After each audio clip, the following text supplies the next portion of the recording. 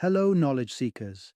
In this episode of 20-Minute Books, we delve into The Year of Magical Thinking by Joan Didion, a heart-rending memoir that serves as a profound exploration of sorrow, memory, and resilience in the wake of unimaginable loss. Joan Didion, an eminent American writer known for her versatile contributions to literature, journalism, and screenwriting, navigates through the turbulent waters of grief following the sudden demise of her husband, John Gregory Dunn, alongside the critical illness of their only daughter, Quintana. The Year of Magical Thinking is more than a personal narrative. It is an introspective journey that examines the human psyche's delicate mechanisms in the face of mortality. Didion's inquisitive prose invites readers to reflect on the impermanence of life and the inevitability of death, all while offering a raw, unvarnished look into her own coping mechanisms during this tumultuous period.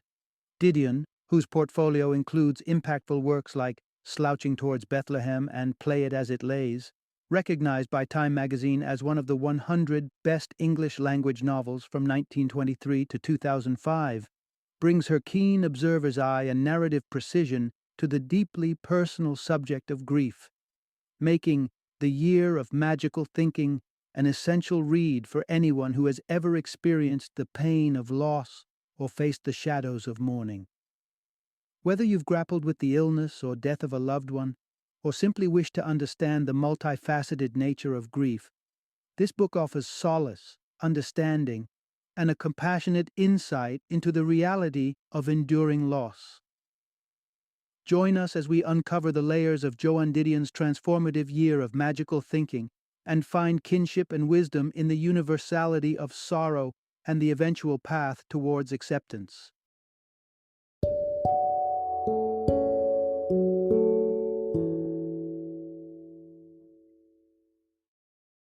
The Year of Magical Thinking, Lessons of Loss.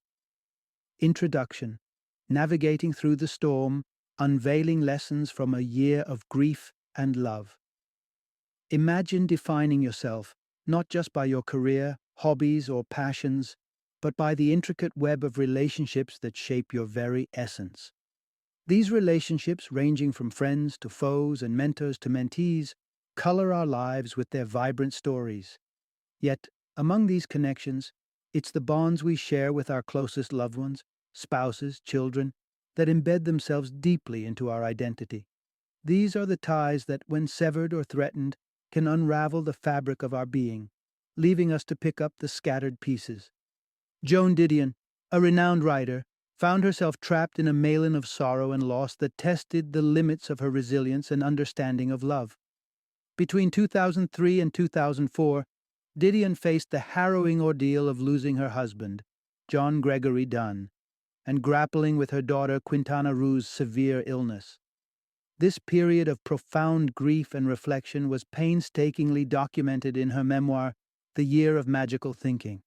It's important to note that, tragically, shortly before this memoir was published, Joan's daughter passed away. In an act of dedication to preserving the raw authenticity of her experiences during that year, Didion chose not to incorporate this event into the memoir, instead addressing her daughter's death in a subsequent memoir, Blue Nights, published in 2011. In this narrative, you'll embark on a journey through Didion's eyes, exploring how an unexpected tragedy swept her off her feet, the tumultuous process of coming to terms with her loss, and the invaluable insights she gained from these excruciating experiences. Her story imparts lessons that resonate with the fragility of life, the strength found in vulnerability, and the transformative power of grief. Through The Year of Magical Thinking, Didion provides a lens into the soul-shaking impact of losing those we treasure most, and how, even in the deepest despair, there are lessons to be learned and a path towards healing. Part 1. A Night of Unforeseen Tragedy, From Ordinary to Unimaginable. On the surface, it was just another evening in the home of Joan Didion and her husband, John Gregory Dunn, nestled in Manhattan's Upper East Side. Yet, beneath the facade of normalcy, The night of December 30th, 2003, was anything but ordinary for the couple. They had just returned from a visit to the intensive care unit at Beth Israel Medical Center, where their daughter, Quintana, was fighting for her life. The events leading up to this night were a stark reminder of how swiftly health and happiness can be snatched away. Just days earlier, on Christmas morning, Quintana was rushed to the emergency room, initially suspected of having a severe flu. The diagnosis quickly escalated to pneumonia and septic shock, plummeting her survival chances to a precarious 56 to 69%. Despite recently celebrating the joy of her wedding, Quintana now lay comatose, her life hanging by a thread, dependent on a myriad of machines and potent antibiotics. Surrounded by the specter of their daughter's looming mortality, Joan and John tried to find solace in the comfort of their dinner routine. The evening mirrored countless others in their nearly 4-decade-long marriage. A fire danced in the fireplace, a meal was prepared, and drinks were poured, as both attempted to navigate through their conversation and thoughts clouded by worry and fear. It was during this fleeting moment of attempted normalcy that their world was irrevocably upended. Mid-sentence, discussing either the nuances of the scotch he was enjoying or pondering over the historical intricacies of World War I, John's voice faltered, his body slumped forward. A perplexed Joan, momentarily thinking this was a jest, implored him not to play such games. But the silence that followed was bone-chillingly real. John was not jesting. In a devastating twist of fate, he had suffered a fatal cardiac arrest, slumped at their dinner table. The night that had started under such dire yet hopeful circumstances, with concerns centered on their daughter's fragile health, had cascaded into an abyss of grief. From an evening of routine to a life-altering tragedy, Joan found herself thrust into a surreal reality of loss, signaling the beginning of her year of magical thinking.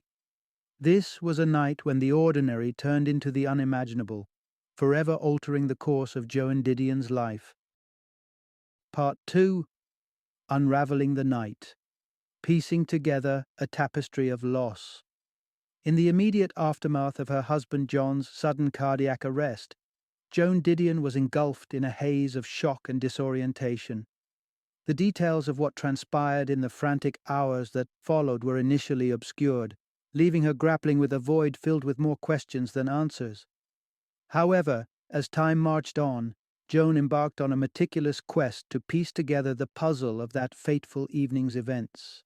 Leveraging her keen investigative skills honed from years as a celebrated journalist, Joan diligently sought out primary documents and records that could shed light on the precise sequence of happenings. Her efforts led her to a variety of sources, including hospital reports and the meticulous entry log maintained by the doorman of her apartment building. It was through these documents that she began to construct a coherent timeline, filling the gaps left by her shock-stricken memory. The documents revealed a detailed chronology.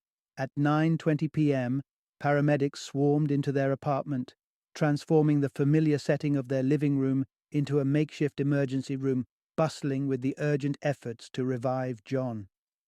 Despite the paramedics' valiant attempts with defibrillators and electrocardiogram monitoring, John could not be resuscitated. By 10:05 p.m., John was being transported to the Cornell branch of New York Presbyterian Hospital, with Joan trailing in a separate ambulance. Within minutes of arrival, despite the flurry of activity and medical intervention, John was pronounced dead at 10:18 p.m., meeting the end of his journey at the age of 71. During this whirlwind of medical urgency, Joan found herself isolated from the immediate reality of her husband's condition, preoccupied with hospital admission formalities. Engrossed in paperwork, she was oblivious to the grim truth being unfolded in parallel. It wasn't until she was quietly led aside by a social worker that the devastating news was imparted to her. John had passed away. Reflecting upon these events and having navigated the bureaucratic facade of hospital procedures, Joan later postulated that John's fate was sealed before she had even begun to process the hospital paperwork. Her suspicions were confirmed almost a year later upon reviewing the emergency department physician's record. Among the clinical notes, a stark notation caught her eye. DOA. John had been dead on arrival, a reality that had remained veiled from Joan until she embarked on her own journey to uncover the truth. Through her investigative endeavor, Joan not only confronted the harrowing details of that night, but also scrutinized the processes of memory, grief, and the avenues we seek to make sense of the incomprehensible. This pursuit of understanding offered her a route to navigate through her grief, piecing together a tapestry etched with loss, love, and the relentless quest for closure. Part 3. Seeking Control in the Midst of Chaos, Joan's Quest for Agency. In the surreal moments following her husband's sudden cardiac episode, Joan Didion faced the extraordinary and grim task of completing hospital admittance forms for John, despite his already being beyond the help of medical intervention. This heart-wrenching scenario, blending the bureaucratic with the tragic, lent an almost Kafkaesque absurdity to her grief. Yet, in this act, Joan found an unexpected source of comfort and a semblance of control amid the chaos swirling around her. The act of filling out forms, typically mundane and tedious, morphed into a lifeline for Joan. It provided a temporary reprieve from the crushing reality of passivity that often accompanies the role of a witness to medical emergencies. Engaging in this task, Joan was thrust into a position where her actions felt meaningful, where she believed she could influence the tide of events unfurling before her. The paperwork suggested a path forward, a beacon of hope that John's condition was still reversible, that his story hadn't reached its conclusion. Hope, as it so often does, hinged on the possibilities that lay ahead.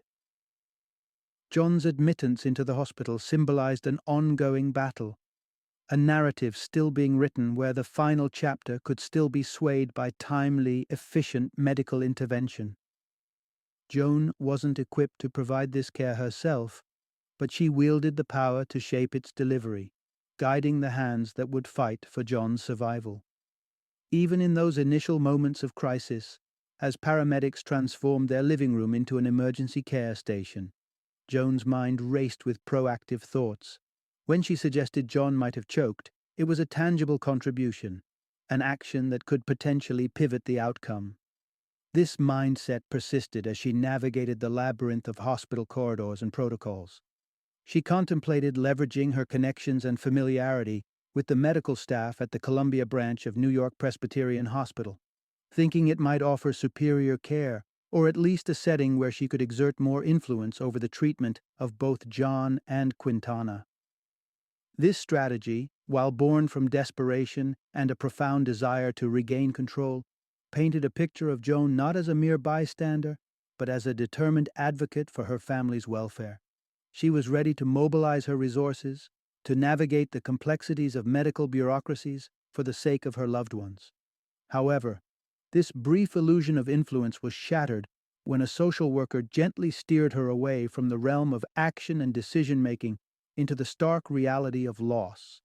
The plans for transfers, the envisioned scenarios of recovery under the care of familiar doctors, all evaporated in the face of the immutable truth that John's battle was already over.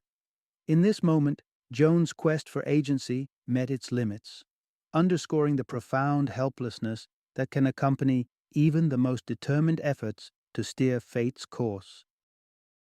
Part 4. A tapestry of memories and painful reunions.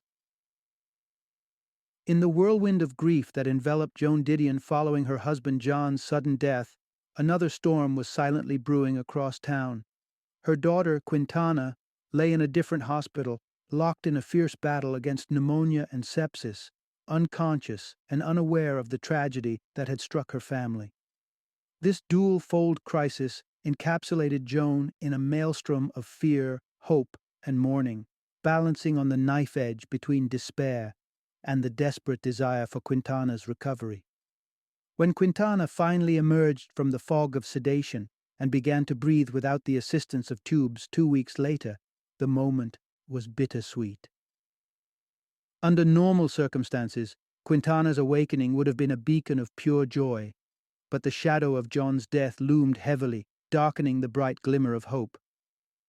Joan was now faced with the heart-rending task of bridging Quintana back to a reality altered by profound loss. Quintana's first question upon seeing her mother, "Where's Dad?" pierced through the semblance of normalcy and forced Joan to confront the painful duty of breaking the news of John's death. Not once, but 3 times before it truly registered with Quintana. The saga of illness and recovery continued for Quintana, with her hospitalization for a pulmonary embolism following her discharge, adding another layer of complexity and distress to an already fraught period. Amid these health scares, plans for John's funeral had to be postponed, further extending the limbo between death and the eventual process of communal mourning. When the funeral was finally held at St. John the Divine, the same cathedral that had celebrated Quintana's marriage just months before, the event stitched together moments of joy and sorrow, binding them in a poignant tapestry of life's cruel juxtapositions. Remarkably, St. John the Divine held yet another layer of significance in Joan's life, connecting to a past professional endeavor and personal memories. The cathedral had been unwittingly woven into the fabric of Joan and John's life decades earlier, during a period of marital strain that saw them seeking refuge and reconciliation in Honolulu. There, amidst the beauty and isolation, Joan penned her first column for Life magazine, a candid reflection on their attempt to salvage their marriage. The same cathedral manifested in their work once more, as the backdrop to a climactic scene in a film script they were revising, where terrorists threaten with a plutonium device, a fictional event that, nevertheless, rooted itself in Joan's psyche, intertwining with her memories. These intricate web of associations, juxtaposing professional milestones, personal memories, and the harrowing events of loss and recovery, highlight the complex layers of Joan's story. Each memory, each location holds multiple meanings, serving as landmarks in the vast landscape of her life's journey through love, loss, and the painstaking process of making sense of it all. As we delve deeper into Joan's thematic exploration of her experiences, these associations provide a framework for understanding the depths of her reflections and the universal truths they uncover. Part 5. Within the weave of shared moments, mourning the loss of a life. Partner.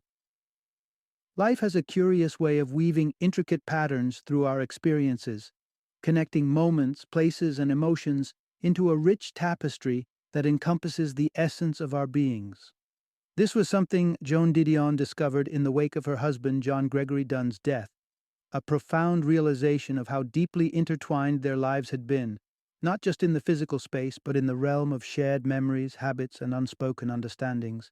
As Joan delved into the network of connections that made up her life story with John, from shared Christmases and milestones at St. John the Divine, to the pivotal moments in Honolulu, and the deeply personal experiences surrounding their daughter Quintana's life and challenges, she uncovered a complex web of invisible threads. These threads were not merely coincidences or factual links between events, but the very substance of a shared life that spanned nearly 4 decades. Losing John meant more than losing a companion. It meant losing a part of herself that was intimately tied to their shared daily rituals, conversations, and the comforting presence of one another. Their life together was marked by a unique symbiosis. Both writers, they worked at home, weaving their individual creativity into a shared fabric of existence. Even when physical distance temporarily separated them, the bond remained unbroken, fortified by frequent phone calls that bridged any gap with ease. One anecdote Joan recounts highlights this profound connection. A simple observation about the changing seasons in Central Park, and her instinctive desire to share this with John, only to be confronted by the stark realization of his absence.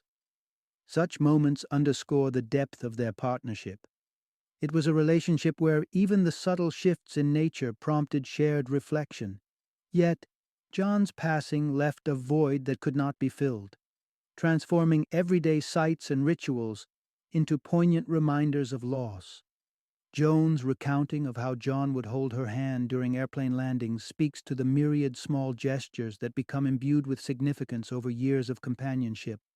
Now, in the silence of his absence, those gestures turn into echoes of a past that can no longer be experienced, leaving behind a profound sense of grief. Joan's journey through mourning is a testament to the enduring impact of a life shared and the pain that accompanies its dissolution. It is a narrative that transcends the individual, touching on universal themes of love, loss, and the indelible marks they leave on our souls. Through the fabric of memories and habits that formed the backdrop of her marriage, Joan navigates the tumultuous waters of grief, seeking solace in the beauty of what was and the harsh reality of what now is.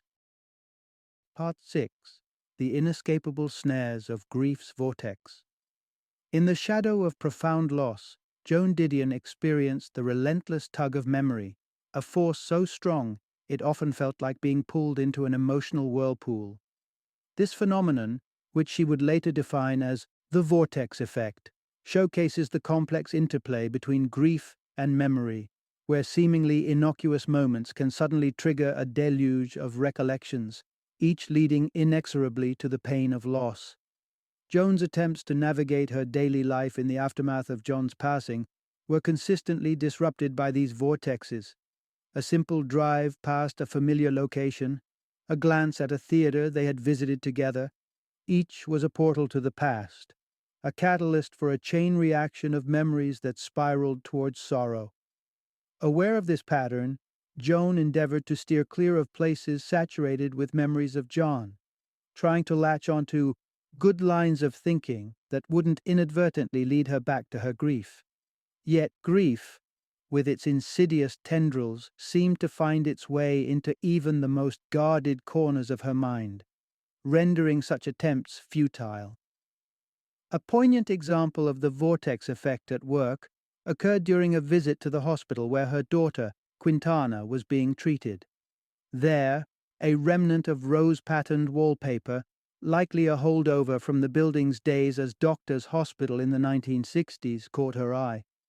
Initially, this observation sparked a harmless journey down memory lane to her days at Vogue magazine, a time before John entered her life. This path seemed safe, distant from the direct link to her present grief. However, the memory landscape is treacherously interconnected.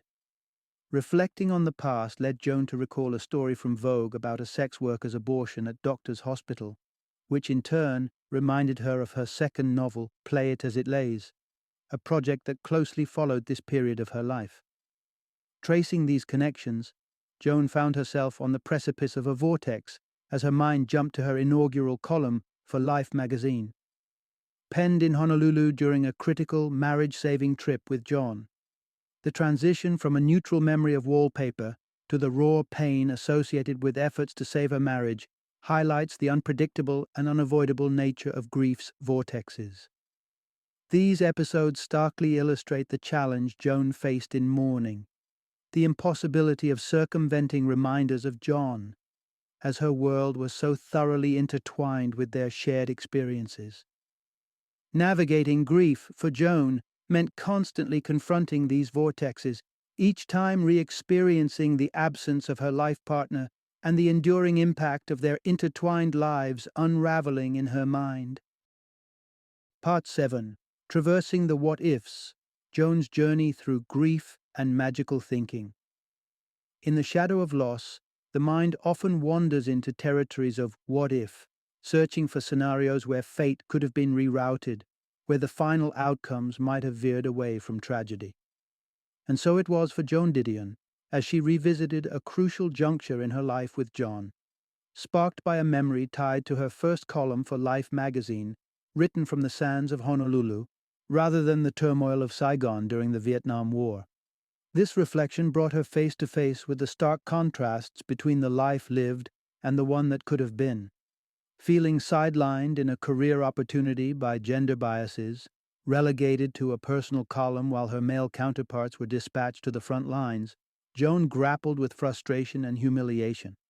John, even then, had expressed his reservations about the magazine's offer, sensing the limitations and disappointments it might entail.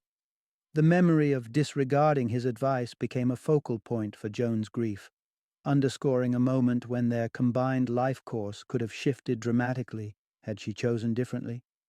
Joan's introspection reveals how deeply grief can entangle with self-reflection and guilt, especially when one entertains the notion that certain decisions might have unknowingly paved the way to loss. This line of thought is characterized by an unrealistic but deeply felt sense of responsibility for events that are, in reality, far beyond one's control.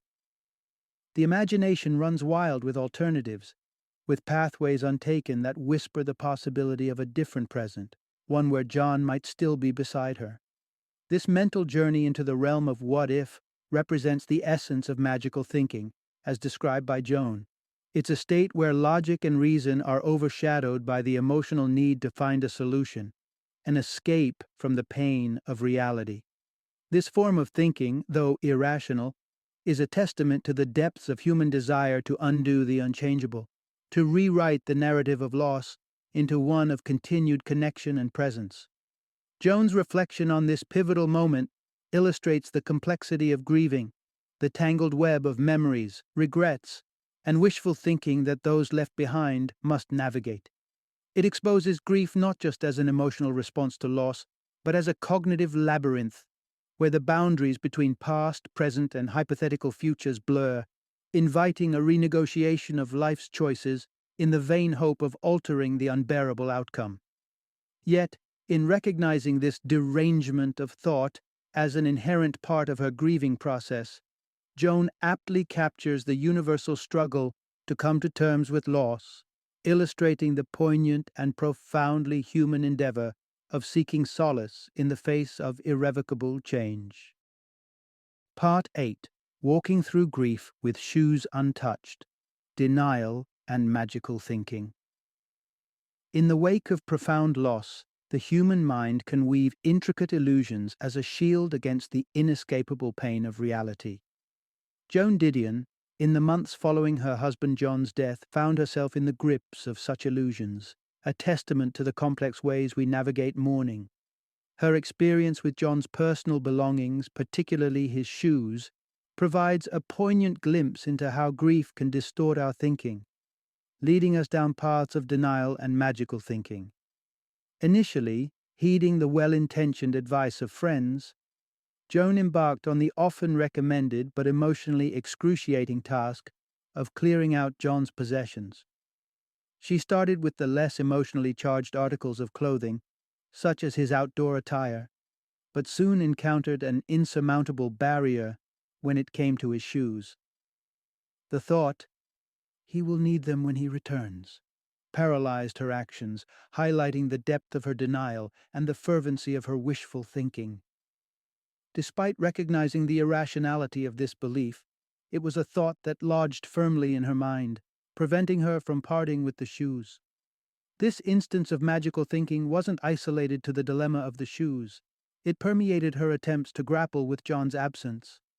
Joan's aversion to reading his obituaries stemmed from a similar vein of magical thinking, that acknowledging his death through the act of reading would cement it into reality, whereas avoiding them could somehow keep the finality of his passing at bay.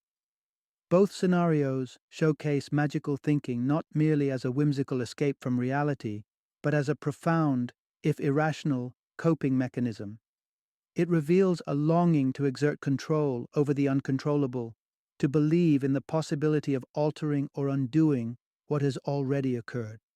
This pattern of thought reflects an intense struggle to accept the permanence of loss, a mental tug-of-war between knowing and wishing, between the reality of absence and the fantasy of return. Yet, even as she continued to navigate her grief, there was a subtle yet significant evolution in Joan's journey. The inexorable passage of time, while not erasing her feelings or her magical thinking entirely, blunted their intensity. The shoes remained untouched, a symbol of her ongoing dialogue with grief. Yet their presence and the thoughts they inspired began to lose some of their grip on her daily life. Joan's reflections on this aspect of her mourning process shed light on a rarely discussed facet of grieving, the irrational yet understandable thoughts and actions that can emerge in the face of profound loss. It illustrates that healing is not a linear journey, but more akin to navigating a complex landscape, where moments of magical thinking and denial coexist with steps toward acceptance and closure. Part 9. Finding Closure in Unexpected Places. The Clarity of an Autopsy Report. Joan Didion, amidst the tumultuous waves of her grief, stumbled upon an unlikely source of solace and understanding, one that would help her navigate the murky waters of loss and absolve her of the guilt that had been an uninvited companion in her mourning. The catalyst for this subtle yet profound shift wasn't found in the familiar embrace of literature or the consoling words of psychology, but within the clinical precision of an autopsy report detailing the cause of John's cardiac arrest. The irony in finding closure through such a document was not lost on Joan. A voracious reader and esteemed writer, she had always found refuge and insight within the pages of books. Yet, it was the factual, unembellished narrative of John's autopsy report that offered her unexpected clarity. The delay in receiving this report, caused by Joan's own error in addressing, seemed to add another layer of serendipity to this moment of revelation. The report made it unequivocally clear that John suffered from severe stenosis in his left anterior descending artery, a condition colloquially known, and for grim reasons, as the Widowmaker. This revelation struck Joan with the force of an epiphany. John's health was a ticking time bomb, inherited from his family and profoundly exacerbated by a history of heart problems. A cardiologist had ominously flagged the danger lurking within John's LAD years earlier, a forewarning of the tragedy that eventually unfolded. This stark confrontation with the biological realities of John's condition acted as a form of catharsis for Joan. The relentless what-if scenarios and the guilt that had gnawed at her, suggesting she could have somehow averted his death, began to lose their grip. The autopsy report laid bare a truth that was at once devastating and liberating. John's fate was sealed by his genetics and the inexorable progression of his disease, far beyond the reach of Joan's or anyone's intervention. In this cold clinical data, Joan found a measure of peace. It did not mitigate the pain of her loss or the longing for John's presence, but it did offer her a path to forgive herself, to move forward without the burden of misplaced culpability. The reading of the autopsy report became a pivotal moment in Joan's journey through grief, a testament to the unpredictable ways in which we find healing and understanding. It underscores the complex interplay of love, loss, and the search for meaning in the aftermath of a loved one's death, revealing how clarity can emerge from the most unexpected sources, guiding us toward acceptance and, ultimately, a form of closure. Part 10. Navigating the Complex Landscape of Grief Through Literature and Medical Insight. In the somber period that followed her husband John's sudden departure from this world, Joan Didion embarked on an intellectual journey, seeking solace and understanding amidst the labyrinth of grief that had enveloped her existence. Her quest for comprehension led her through a myriad spectrum of texts, from the expressive depths of literature and poetry to the pragmatic guides on mourning, though she found little solace in the latter. However, it was in the detailed expositions of psychological and medical scholarship that Joan sought to anchor her tumultuous emotional experiences, delving into the works of foundational figures like Sigmund Freud and Melanie Klein, as well as contemporary scientific articles and medical manuals. These academic explorations offered Joan a form of confirmation, a validation of her internal experiences against the backdrop of established psychological and medical understanding. The grief she endured, characterized by a visceral mix of shock, numbness, and a vehement denial of reality, was not an idiosyncratic anomaly but a universal response to loss, a fact that provided a modicum of comfort amidst her turmoil. The enlightenment came from an unexpected source, the Merck Manual of Diagnosis and Therapy, which distinguished between normal and pathological grief. This distinction resonated with Joan, as she recognized the lingering nature of her own symptoms. aligning more closely with the concept of pathological grief. The manual's elucidation on the potential causes of this prolonged mourning phase prompted introspection about her own relationship with John and whether an intense dependency could have exacerbated her suffering. Furthermore, the notion that pathological grief could stem from disruptions in the mourning process due to external circumstances struck a deeply personal chord. Joan's experience was emblematic of such disruption, with her daughter Quintana's grave illness and the consequent delay in John's funeral rites interrupting the natural progression of her grief. In an agonizing twist of fate, the specter of loss loomed over Joan once more as Quintana was hospitalized with severe brain injuries the day following John's funeral. The potential of facing a second monumental loss in such quick succession brought an acute sharpness to the already unbearable pain of mourning.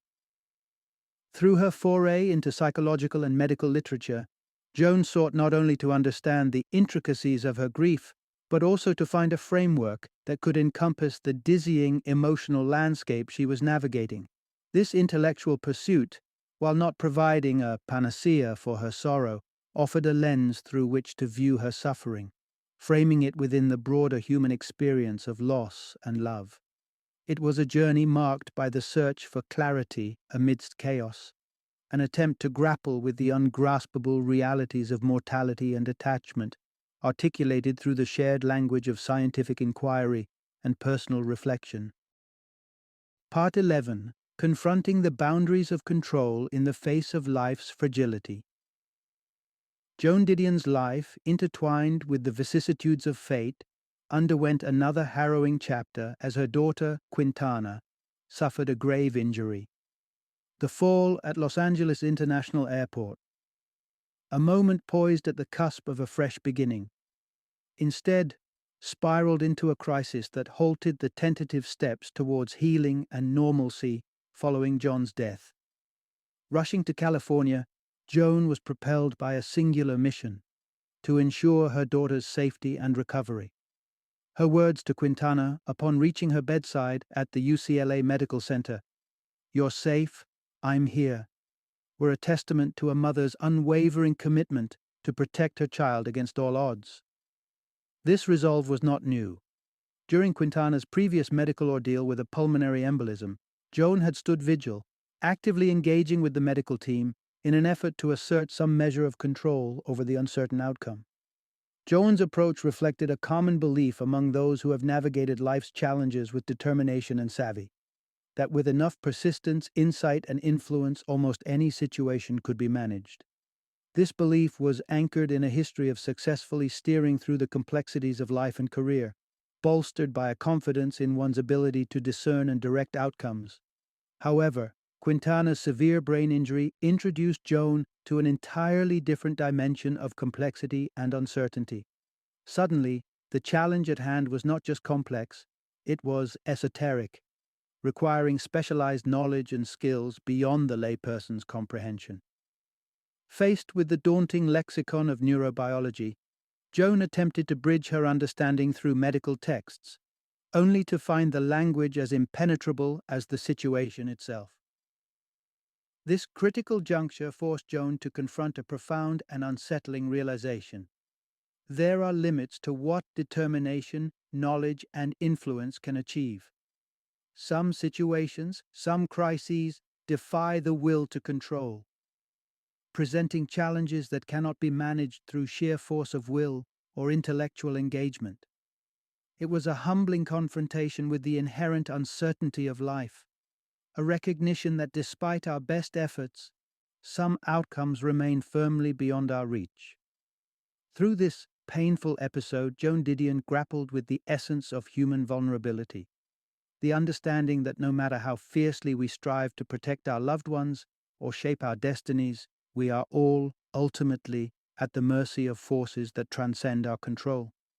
This realization, while undeniably harsh, also carries with it a form of liberation. In acknowledging the boundaries of our agency, we also learn to navigate life with a deeper appreciation for the moments we can influence and a greater resilience in the face of those we cannot. Part 12. the continuum of grief and acceptance. In the wake of profound loss, searching for a narrative with a neatly tied bow, a story that concludes with newfound love or transformative self-discovery, might be an exercise in futility. This isn't a cinematic journey where grief serves merely as a poignant prelude to a second act filled with brighter days and new beginnings.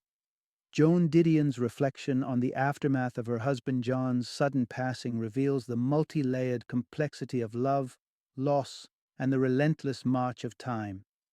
For Joan, John's death wasn't just the loss of a partner, it was the erosion of an entire universe built for two. The rich tapestry of shared experiences, routines, and conversations that shaped their life together didn't vanish overnight, but began a slow decay, much like the natural world's ceaseless cycle of creation and destruction her geologist grandfather taught her about. The memories and habits that once defined her daily existence now serve as painful reminders of her solitude, fading into the backdrop of a life irrevocably altered. As Joan grapples with the duality of remembering and letting go, she confronts the inevitable truth that to continue living means to accept the gradual disintegration of the tangible connections to John. The act of moving forward is inseparably tied to the acceptance of additional losses, the nuances of John's presence that slip further away with each passing day. This realization isn't comforting. It underscores the bitter taste of acceptance, likening it to yet another form of goodbye. Yet, in the grand scheme, life persists in its forward momentum. The world doesn't halt for our personal tragedies, it evolves, indifferent to the voids left in its wake. Joan recognizes this unyielding truth, acknowledging that her life's continuation is not marked by a triumphant emergence from grief, but a reluctant surrender to the passage of time and the inevitability of change.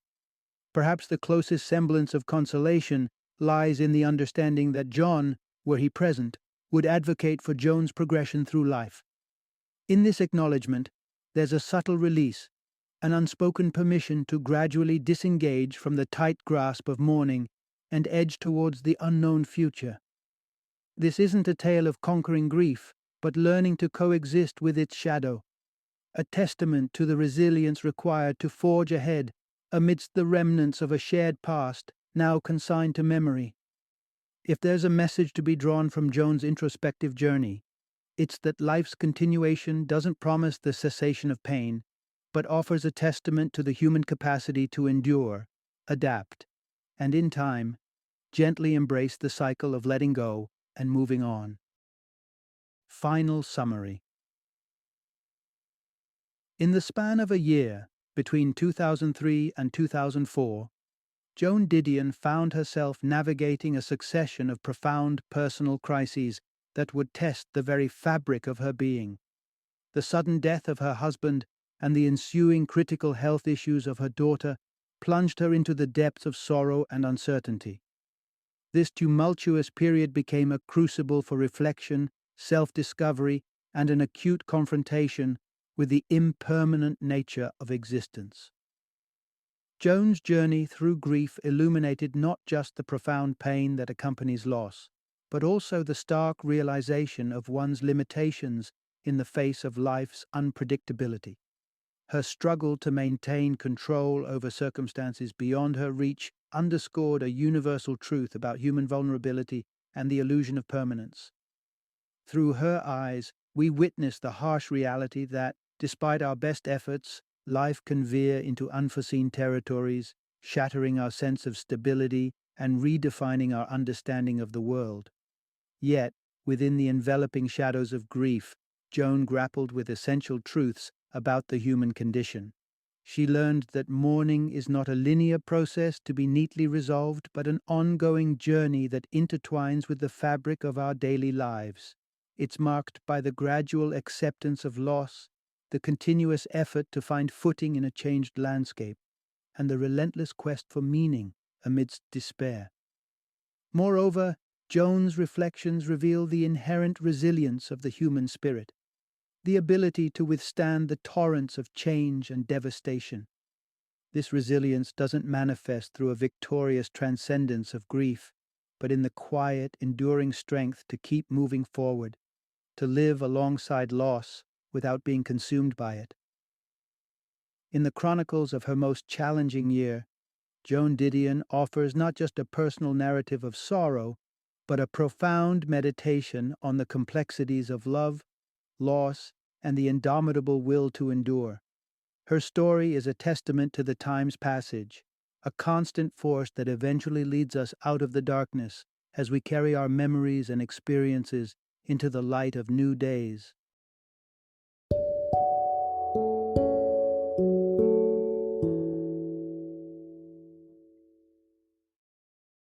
Thank you for joining me today on this journey of learning and discovery as we explored the insights of another thought-provoking book in our growing library of knowledge. If you've enjoyed our time together, please take a moment to follow our podcast, give us a 5-star rating, and share 20-minute books with other knowledge seekers. Your support truly means a lot. Don't forget to join me again in the next episode, where we will delve into another enriching book. Until then, happy reading and happy listening.